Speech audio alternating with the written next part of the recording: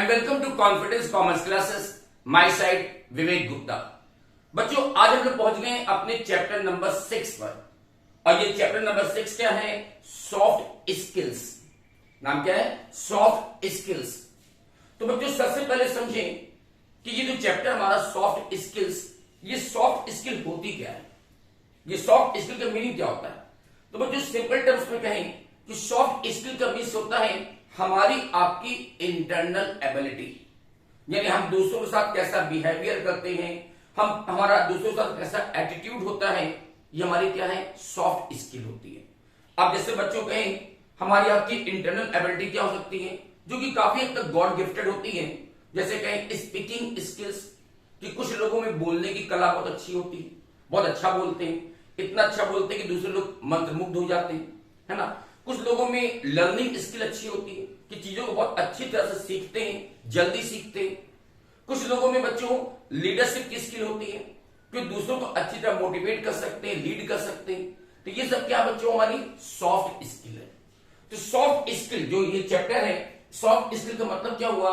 हमारी आपकी internal ability जो कि गॉड गिफ्टेड होती है।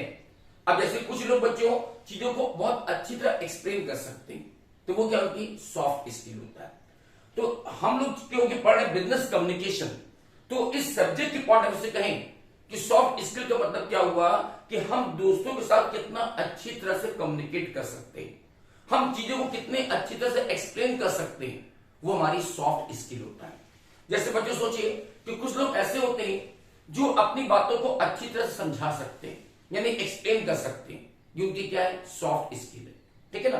तो एक मीनिंग देखो मैंने कैसे दिया कि व्हाट इज सॉफ्ट स्किल्स, कि इट मींस आवर बिहेवियर, कि हम दूसरों के साथ कैसा बिहेव करते हैं, एंड कम्युनिकेटिव एबिलिटी, कि हमारी कम्युनिकेट करने की एबिलिटी कैसी है, कि हम चीजों को, अपनी प्रॉब्लम को, या अपने पास जो मेरे आइडियाज हैं, हम उसको कितनी अच्छी तरह से आपको शेयर कर पाते हैं, जिससे आप मेरी बातों को अच्छी तरह से समझ पाते हो, वो हमारी क्या है? सॉफ्ट स्किल कहलाती है।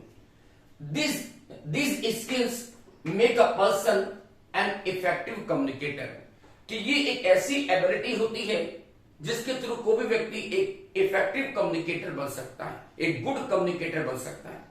ठीक है ना, बात समझ आई कि सॉफ्ट स्किल का मतलब क्या हुआ? हमारी आपकी वो पर्सनल एबिलिटी, इंटरनल एबिलिटी, जिसके थ्रू हम अपनी बातों को आपको अच्छी तरह से एक्सप्लेन कर सकते हैं, बेटर तरीके से कम्युनिकेट कर सकते हैं, वो हमारी क्या है? सॉफ्ट स्किल कहलाती है। ठीक है। नेक्स्ट वर्ड आता है इसमें इंटरपर्सनल कम्युनिकेशन। इंटरपर्सनल कम्युनिकेशन, बच्चों ये इंटरपर्सनल कम्युनिकेशन क्या होता है कि जो कम्युनिकेशन हम अपने आसपास के लोगों के साथ करते हैं, वो लोग जो हमसे फिजिकली क्लोज है और जिनके साथ हम लोग डेली उठते बैठते हैं, जिसके साथ डेली हम लोग ट्रांजेक्शन करना पड़ता है, तो उनके साथ जो हम कम्युनिकेट करते हैं उसी को बोलते हैं बच्चों इंटरपर्सनल कम्युनिकेशन। देखो मैंने इसके डेफिनेशन कैसे दिया कि व्हाट इज इंटरपर्सनल कम्युनिकेशन, कि interpersonal communication is exchange between the people who are physically close to each other, यानी ऐसे व्यक्ति जो हमारे फिजिकली क्लोज हैं, हमारे आसपास रहते हैं, जिनके साथ हमें डेली उठना बैठना पड़ता है, जिनके साथ डेली हम लोग चाय नाश्ता करते हैं, वो कौन? हमारे उनके साथ जो कम्युनिकेट करेंगे वो क्या कहलाएगा? Interpersonal communication. जैसे बच्चों हम बिजनेस सेंस की बात कर रहे हैं, तो बिजनेस सेंस में हमारे आसपास कौन लोग होते हैं जो हमारे फिजिकली क्लोज होते हैं? जैसे कि हमारे कस्टमर्स हो गए, हमारे सप्लायर्स हो गए, हमारे वर्कर या एम्प्लॉइज हो गए, हमारे बैंक्स हैं, हमारे फाइनेंशियल इंस्टीट्यूट्स हैं, जिनके साथ बच्चों हम लोग डेली ट्रांजेक्शन करते हैं। तो इनके साथ जो हम कम्युनिकेट करते हैं, तो इसी को बोलते हैं इंटरपर्सनल कम्युनिकेशन। बात समझ आ गई कि इंटरपर्सनल कम्युनिकेशन का मतलब क्या हुआ? The communication which are held between the person who are physically close to each other, यानी ऐसे व्यक्ति जो एक दूसरे के आसपास रहते हैं, एक दूसरे फिजिकली क्लोज हैं और जिनका डेली हमें ट्रांजेक्शन करना होता है, तो उनके साथ जो कम्युनिकेट करते हो वो कहलाता है इंटरपर्सनल कम्युनिकेशन। देखिए बच्चों, जो व्यक्ति हमारे आसपास रहते हैं, जो हमसे फिजिकली क्लोज रहते हैं, उनके साथ कम्युनिकेट करते समय हम कुछ बातों को ध्यान में रखते हैं।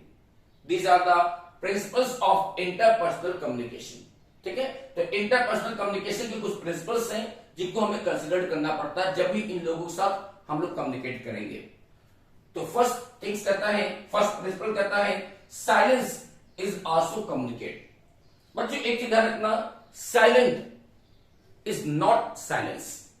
साइलेंस इज नॉट साइलेंस, कि साइलेंस होना साइलेंस नहीं होता, बल्कि वास्तव में साइलेंट होना भी कुछ अपने आप में कम्युनिकेट करता है।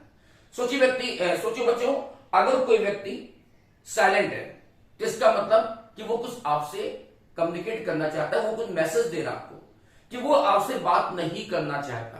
एग्जाम्पल लीजिए कि आपका कोई फ्रेंड है या आपका कोई रिलेटिव है, आपका ब्रदर है, आपका कजिन है, आपकी सिस्टर है, और सोचिए वो आपसे बात नहीं कर रही है, आप उससे बार बार बात करने की कोशिश कर रहे हैं लेकिन वो साइलेंट रहता है। तो इसका मतलब क्या है कि मे बी वो आपसे बहुत गुस्सा है, he is a very anger, बहुत गुस्से में है, अब वो आपसे बात नहीं करना चाहता और इस बात को वो साइलेंट रहकर जवाब दे रहा है। तो वास्तव में साइलेंट रहना भी साइलेंट नहीं होता। साइलेंट रहने वाला व्यक्ति भी कुछ अपनी तरफ से मैसेज देना चाहता है कि वो आपसे कम्युनिकेट नहीं करना चाहता है।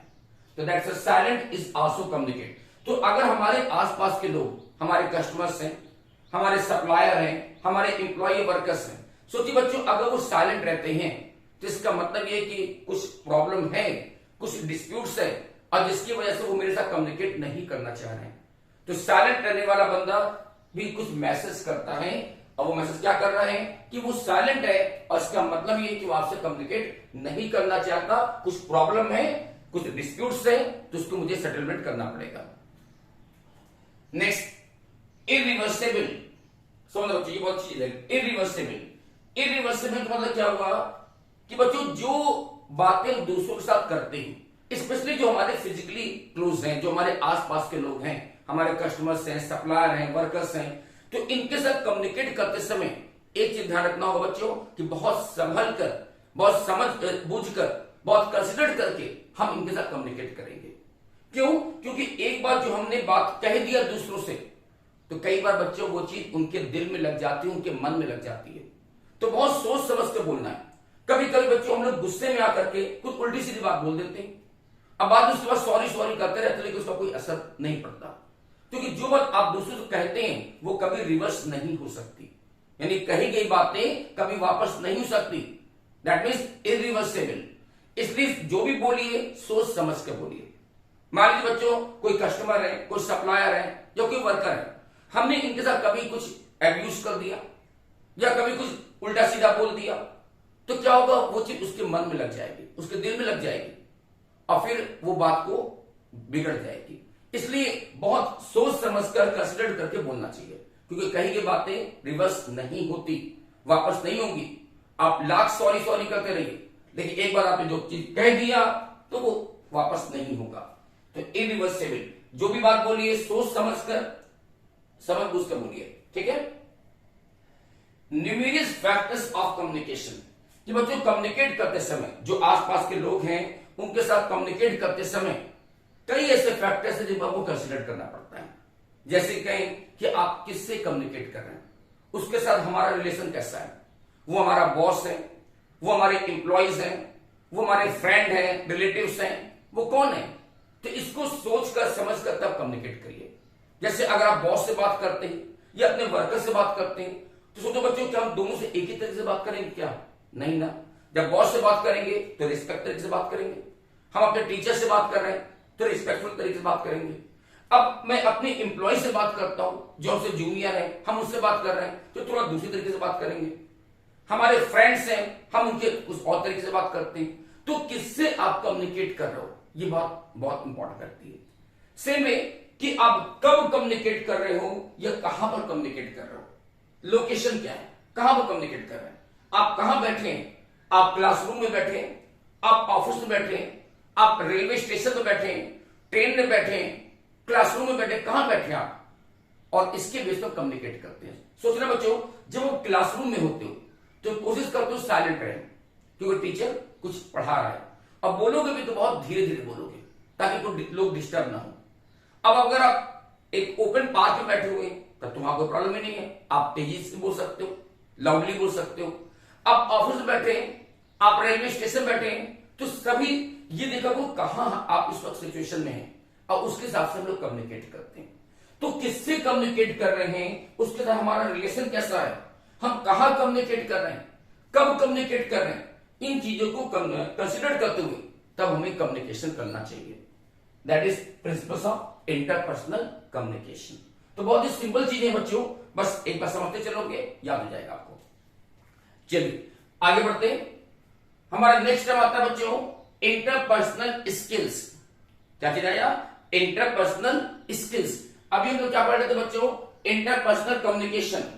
तो अब क्या पढ़ेंगे, इंटरपर्सनल स्किल्स। बच्चों ये इंटरपर्सनल स्किल क्या होती है, समझना कि इंटरपर्सनल स्किल का मतलब हमारी आपकी वो एबिलिटी जिसके थ्रू हम अपने आइडियाज या हम अपने ओपिनियंस या अपने थॉट्स दूसरों को अच्छी तरह से समझा सकते हैं, और दूसरों के जो आइडियाज हैं, उनकी जो प्रॉब्लम्स हैं, उनके जो इमोशंस हैं, हम उनको अच्छी तरह से समझ सकते हैं। वो हमारी इंटरपर्सनल स्किल कहलाती है।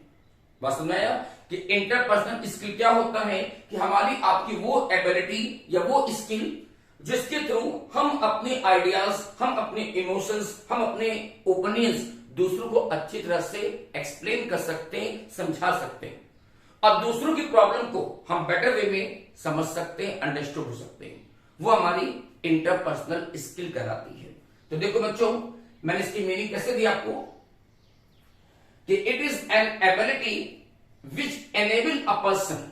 ये एक ऐसी एबिलिटी होती है जो कि किसी व्यक्ति को इस बात के लिए एनेबल करती, समर्थ बनाती है, to understand others and make others understand him, जिसके थ्रू वो अपनी बातों को दूसरों को समझा सकता है।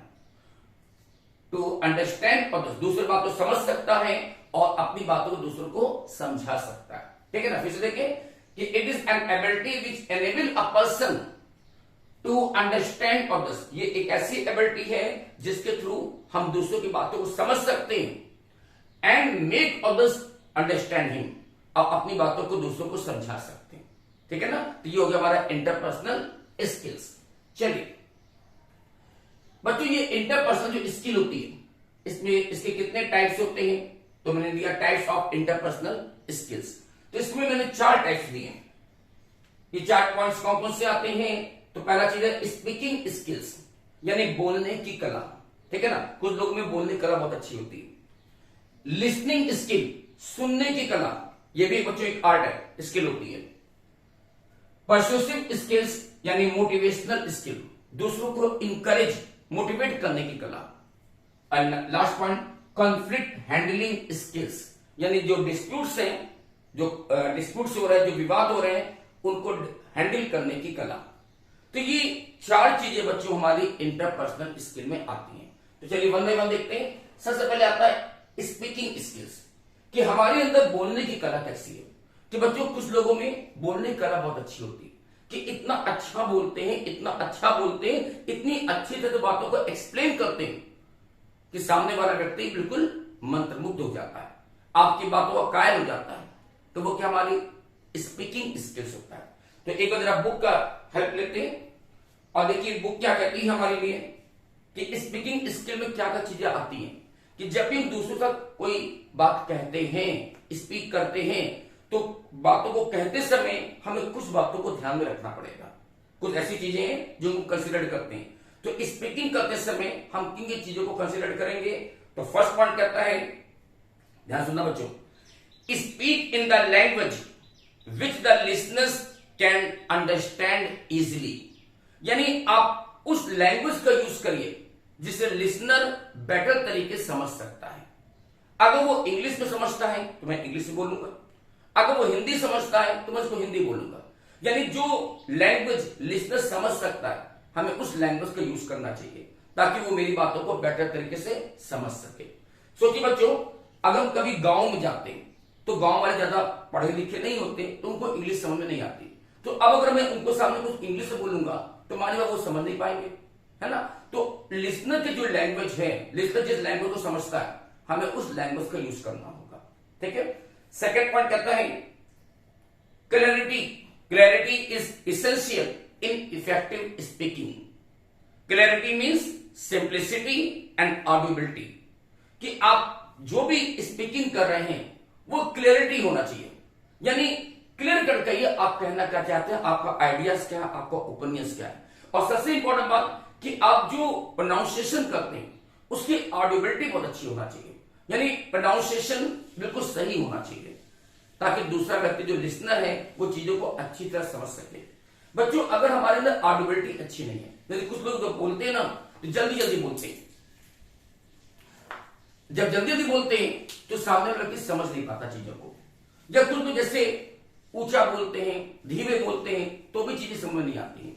तो हमारे जो स्पीकिंग एबिलिटी है वो कैसे होनी चाहिए कि जो ऑडिबिलिटी है, जो वॉइस है वो बिल्कुल क्लियर होना चाहिए ताकि लिसनर बेटर तरीके से समझ सके। थर्ड पॉइंट कहता है expression of the speaker can work wonders, कि बच्चों आपका जो एक्सप्रेशन है, जब आप कुछ स्पीक करते हो, बोलते हो, तो आपका जो फेस है, आपका जो हैंड एक्सप्रेशन है, आपका जो आईज कांटेक्ट है वो बहुत ज्यादा मायने रखता है कि आप कहना क्या चाहते हैं, कैसे कह रहे हैं। जैसे बच्चों अगर हम बहुत गुस्से में हैं तो वैसे मेरा फेस एक्सप्रेशन बन जाता है, तो आपकी फेस, आपका आईज, आपके हैंड एक्सप्रेशन ये बहुत इंपॉर्टेंट रखते हैं स्पीकिंग करते समय, ठीक है। एंड लास्ट पॉइंट कहता है organise his thoughts carefully, speaking without preparation like speaking in the air, कि बच्चों जब भी आप कोई बात बोलते हैं तो अपने पहले आइडियाज को, अपने थॉट्स को क्लियर कर लीजिए, यानी खुद पहले एक्सरसाइज प्रैक्टिस करके आइए, अपनी प्रिपरेशन पूरी रखिए। अगर आप प्रिपरेशन नहीं करके आएंगे तो कभी कभी ऐसा होता है जो कहना चाह रहे अपनी बातों को एक्सप्लेन नहीं कर पा रहे, समझ नहीं पा रहे, तो जो आप कहना चाहते हैं उसका होमवर्क करके आइए, पहले खुद अपना कॉन्सेप्ट क्लियर करिए, अपने थॉट को क्लियर करिए और तब दूसरों से बात करिए, ठीक है। ये हमारी क्या है स्पीकिंग स्किल्स में आता है। तो सिंपल चीज है बच्चों कि स्पीकिंग स्किल का मतलब क्या हुआ कि आपके बोलने की जो कला है तो वो हमारी स्पीकिंग स्किल्स है। नेक्स्ट लिसनिंग स्किल्स, सुनने की कला, कि चीजों को हम कैसे सुनते हैं बच्चों, ये भी बहुत इंपॉर्टेंट एबिलिटी होती है हमारी आपकी। तो देखो इसके लिए भी कुछ पॉइंट को दिए गए कि जब भी कोई बात सुनते हैं तो उसके लिए हमें क्या करनी चाहिए। तो पहला चीज कहता है first point maintain the comfortable eyes contact with the speaker, कि बच्चों जब भी कोई बात सुन रहे हैं, लिसनिंग कर रहे हैं, तो हमारा जो आइज कांटेक्ट है वो स्पीकर के साथ कम्युनिकेट करना चाहिए, यानी आइज टू आइज, बिल्कुल स्ट्रेट आप सामने देखिए। अब जैसे बच्चों मैं बताऊं, जब मैं क्लासरूम में पढ़ाता हूं ऑफलाइन क्लास में, तो कुछ बच्चे क्या करते हैं सर नीचे करे रहते हैं, इधर को देख रहे हैं, तो इससे क्या हो रहा है हम भी डिस्टर्ब हो रहे हैं, क्योंकि मुझे लग रहा है कि वो मेरी बातों को समझ नहीं पा रहा है या समझने की कोशिश नहीं कर रहा है। तो जब भी आप लिसनिंग करते हैं तो आपकी जो आइज कांटेक्ट है वो बिल्कुल स्पीकर के सामने होना चाहिए, फेस टू फेस होना चाहिए, ठीक है।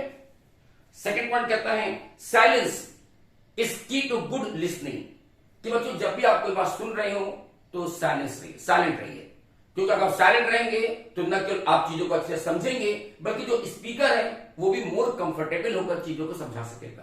तो प्लीज कीप साइलेंट प्लीज, ठीक है। डोंट डिस्टर्ब द स्पीकर, आप कोशिश करिए कि आप स्पीकर को बार बार डिस्टर्ब मत करिए।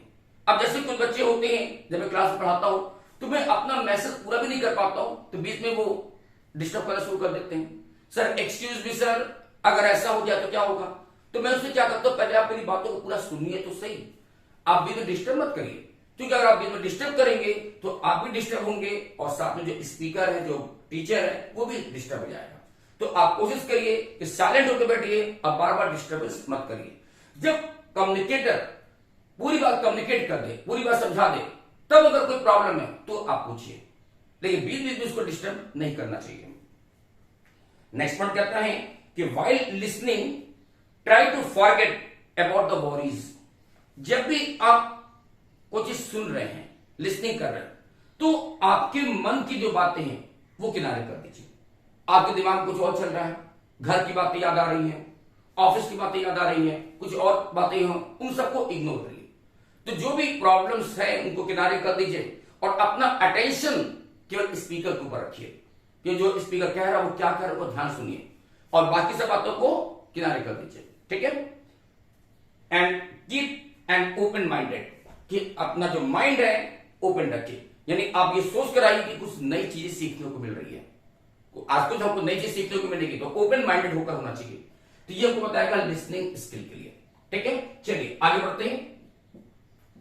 नेक्स्ट पॉइंट आता है पर्सुएसिव स्किल्स यानी मोटिवेशनल स्किल। कि बच्चों कुछ लोगों में दूसरों को मोटिवेट करने की या इनकरेज करने की कला बहुत अच्छी होती है, वो दूसरों को बेटर तरीके से मोटिवेट कर सकते हैं। ये हमारी क्या है, इंटरपर्सनल स्किल में आता है। ठीक है, कि आप दूसरों को कितनी अच्छी तरह से कम्युनिकेट कर सकते हैं। ये दूसरे कौन है, हमारे जूनियर्स हैं, हमारे सबऑर्डिनेट्स हैं, हमारे इंप्लॉई या वर्कर्स हैं। हम उनको कितना बेटर तरीके से इंकरेज करें ताकि वो लोग अपना बेस्ट कॉन्ट्रीब्यूशन मुझे दें। बच्चों सोचना, एज अ मैनेजर आप अपने जो बिजनेस ऑर्गेनाइजेशन के लीडर होते हो, जो मैनेजर होता है ना वो अपने ऑर्गेनाइजेशन का लीडर होता है। तो उसका काम क्या होता है कि मेरे जो इंप्लॉय हैं, वर्कर्स हैं, उनको बेटर टू बेटर तरीके से इंकरेज करना। अब ये इंकरेजमेंट कोई जरूरी नहीं कि आप फाइनेंशियल तरीके से करें, आप नॉन फाइनेंशियल तरीके से या कहिए नॉन मॉनिटरी तरीके से आप उनको इंकरेज कर सकते हैं। जैसे उनको अवार्ड दीजिए, जो बेटर काम कर रहा है, जो बेटर रिजल्ट दे रहा है उसको अवार्ड देना चाहिए, है ना। तो इस तरीके से आपको इंकरेज करिए ताकि हर एक एम्प्लॉय, हर एक वर्कर अपना बेस्ट टू बेस्ट कॉन्ट्रीब्यूशन मुझे देगा। ये हमारी क्या है, मोटिवेशनल स्किल्स है। एंड लास्ट पॉइंट आता है कॉन्फ्लिक्ट हैंडलिंग स्किल्स, यानी हमारी वो स्किल जिसके थ्रू हम डिस्प्यूट्स नहीं पैदा होना देना चाहते। हम चाहते कोई डिस्प्यूट्स ना हो। डिस्प्यूट किसके बीच में बच्चों, मैनेजमेंट और वर्कर के बीच में। तो हमारे अंदर एक ऐसी स्किल होना चाहिए ताकि वर्कर के साथ हमारा कोई डिस्प्यूट्स ना होने पाए। हमारे अंदर कॉन्फ्लिक्ट को हैंडलिंग करने की, यानी कि ये डिस्प्यूट को हैंडल करने की स्किल होना चाहिए कि अगर कोई डिस्प्यूट्स बढ़ रहा है तो चीजों को हैंडल करें। इस तरह से अपने एम्प्लॉय वर्कर से बातचीत करें, इस तरीके से अपने आइडियाज, अपने ओपिनियन को, अपने थॉट को उनके सामने रखें ताकि कोई डिस्प्यूट्स होने ही ना पाए। ठीक है, ये हमारी क्या है, कॉन्फ्लिक्ट हैंडलिंग स्किल्स है। तो ये था बच्चों हमारा टॉपिक इंटरपर्सनल स्किल्स का। तो आज का टॉपिक थोड़ा बोरिंग हो रहा है, फिलोसफी की ओर में चले जा रहे हैं, बट चैप्टर ही ऐसा है सॉफ्ट स्किल्स का। तो बच्चों आज हम अपनी वीडियो को यहां पर स्टॉप करना चाह रहे हैं, बट अभी कुछ चीजें और इस चैप्टर से जो हम आपको नेक्स्ट वीडियो में डिस्कस करेंगे। So till then good day, thank you and bye bye बच्चों।